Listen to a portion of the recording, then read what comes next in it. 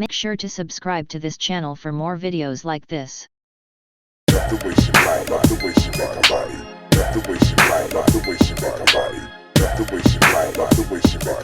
I'm 49ers QB, so we brought in our new teammate, Alex Smith, who knows a thing or two about that. Obviously, an old teammate of Randy's. Alex, you've been in this position where there's two quarterbacks fighting this thing out, obviously with Colin Kaepernick in San Francisco, and then most notably probably with Patrick Mahomes in Kansas City. How do you see this thing playing out? I honestly think Jimmy G is going to have the best year of his career.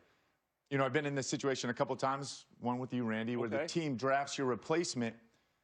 And I think there's one or two things this can do for you. I think it can narrow your focus and make you eyes on the prize and go get very quickly.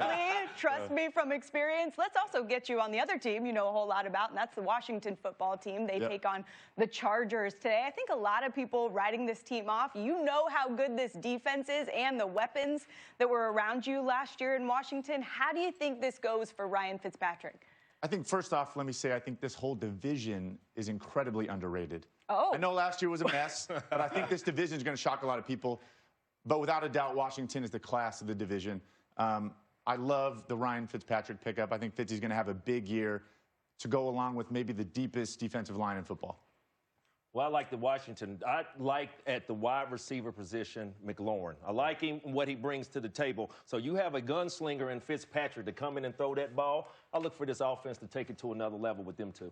Did everybody hear that? We need to make sure we have that ready to pull it back up. Washington is the class of the NFC East. We're going to hold you to that, yes, Alex. We're going to hold him to it. And we're going to hold him around here later in the show. He sits down one-on-one with Patrick Mahomes. You will not want to miss that as you get ready for the Chiefs and the Browns. We've got a lot more. Wife Sherry, who was a 9/11 widow, in your memoir, The Man I Never Met.